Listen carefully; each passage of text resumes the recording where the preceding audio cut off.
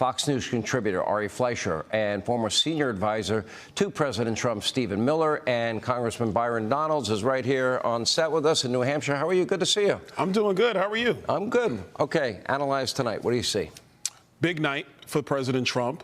Look, this thing is over. We know this. This was going to be Nikki Haley's biggest opportunity. She's 10 points down with 50% of the vote in. This is like when you start off on those roller coasters, Sean, and you start really low. That's where she started, 1-2%. You crest all the way up. You think things are going well, and then you go over the edge, and it's downhill from there. South Carolina's not going to go well for her. Nevada's not going to go well for her. Florida's not going to go well for her. It's time for the party to unite. This primary is over, but she wants to hang around, so we're going to have to beat her in a couple more states. Ari Fleischer, your take, sir. Yeah, unless Nikki Haley is able to make deeper inroads with the group that represents most Republicans, which is conservative Republicans, I think she's going to hit a plateau, and she might be there right now with about 45% in a state that's quite friendly toward a Nikki Haley candidacy. So when she says she started at 2% and has moved up, she's right, and she should get credit for being the last woman standing. But in politics, that's not good enough. And the fundamental things she hasn't come to terms with yet is conservatives love Donald Trump, and she hasn't been able to crack that. That'll be a problem in South Carolina as well, I suspect. All right, we can see that Trump is up a full 10 percentage points right now. Stephen Miller, people that I know, crunching numbers, texting me, they think the number's going to be closer to 13, 14, maybe even 15%. Regardless, I agree with Ari. If there was a state that was suited for a more independent, more moderate Republican, it would be the state of New Hampshire. And then heading into your own home state.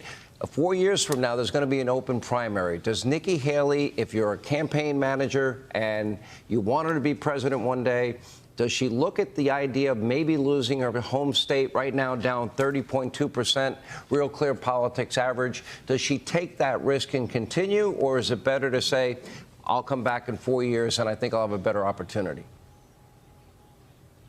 Well, you would think that she would try to avoid the staggering humiliation of what is setting up to be a historic defeat in her home state. And as your other guests have mentioned, New Hampshire was where she bet everything. It would have been the perfect state for her. And not only is she going to lose by a significant double-digit margin, but she's going to lose despite the fact that a record number of unaffiliated and Democrat voters participated in the primary. A record low, according to exit polls, 47% of New Hampshire Republican primary voters were actually Republican. And yet Donald Trump still notched this massive victory. So it's an even more significant victory than it appears on paper for Donald Trump tonight. Yeah, I agree. I got to tell you, so as you go from here, if you're Donald Trump, do you start beginning the transition to a general campaign against Joe Biden? I would like to see more focus on Biden than maybe Nikki Haley. I don't think it's going to be necessary in the next two states. Well, I totally believe that's what needs to happen.